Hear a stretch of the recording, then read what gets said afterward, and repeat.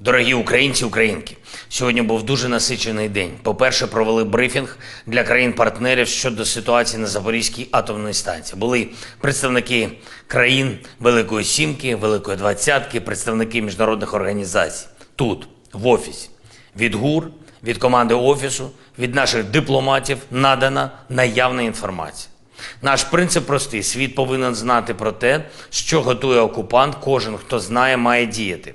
Звичайно, після російського теракту на Каховський ГЕС та свідомих ударів терористів по іншим дамбам та енергетичним об'єктам вже давно ні у кого в світі не має бути якихось ілюзій щодо Росії. Саме Росія зараз є глобальним центром цинізму. І звідти може надійти будь-який наказ на будь-яке зло, яке вони розраховують замаскувати під ту чи іншу катастрофу. Світ має достатню силу, щоб запобігти будь-яким радіаційним інцидентам і тим більше радіаційній катастрофі. Всі розуміють, що розвідки різних країн можуть давати відповідні сигнали, можуть тиснути. І це потрібно.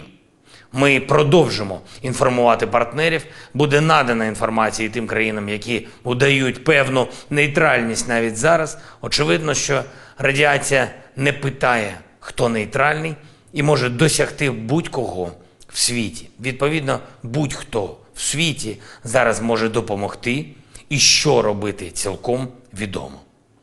Потрібна повна деокупація Запорізької атомної станції, і будь-хто, хто заплющив очі на окупацію Росією такого об'єкта, на мінування Росією території та споруд атомної станції, фактично сприяє не одному лише цьому російському злу, а терору загалом. І сьогодні ж я доручив міністру внутрішніх справ України Клименку Ігорю провести всі необхідні заходи, всю необхідну роз'яснювальну роботу з нашими людьми щодо всіх наявних ризиків. Найближчим часом це буде зроблено. Проговорили сьогодні з розвідкою СБУ та МВС відповідні безпекові питання. І те, що стосується Запорізької станції, і те, що стосується наслідків російського теракту на Каховський ГЕС. Робимо все, щоб підключити якнайбільше сил і засобів до тиску та впливу на державу-терориста. Була і окрема доповідь міністра внутрішніх справ щодо підтримки людей із життя на Херсонщині та в інших районах нашого півдня, які постраждали від знищення Каховського водосховища. Звичайно, маємо інформацію щодо того, що відбувається на окупованій частині Херсонщини. Для цього навіть слова «катастрофа» замало. Російське зло сформувало там спеціальні групи, щоб прибрати і, очевидно, сховати тіла загиблих людей. І це не вперше Росія робить. Намагається знищити докази та сліди своїх злочинів на окупованій території. Так вони робили і в Маріуполі, і в інших місцях.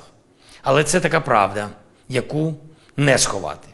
І я дякую всім, хто допомагає нашій розвідці, нашим спецслужбам здобувати потрібну інформацію.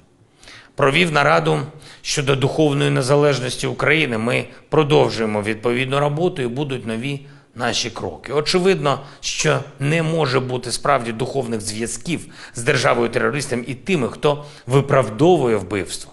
Вбивство українців та покриває зло. Кожен день, кожна ніч російського терору це доводять. І ми діємо. І ми дійдемо до того моменту, коли всі залежності від Росії, якими хтось десь намагається маніпулювати, будуть знищені. Ще одне. Я хочу сьогодні особливо подякувати усім тим, хто навіть у такий час, навіть у таких обставинах вкладає свої сили у те, щоб наші люди і наша країна мали власну культурну силу. Сьогодні у Києві почав роботу черговий книжковий арсенал. Арсенал – це те слово, яке найкраще характеризує значення культури. Те, що робить людей людьми. Те, що робить людяність сильніше. Те, що оберігає і крізь час поширює наш досвід кожного і кожної, усього нашого народу, усієї нашої України, усієї нашої Європи, усього нашого людства. Будь ласка, якщо у вас є змога, відвідайте в один із цих днів книжковий арсенал та завжди підтримуйте культурну силу. Я дякую всім, хто воює. і працює заради України.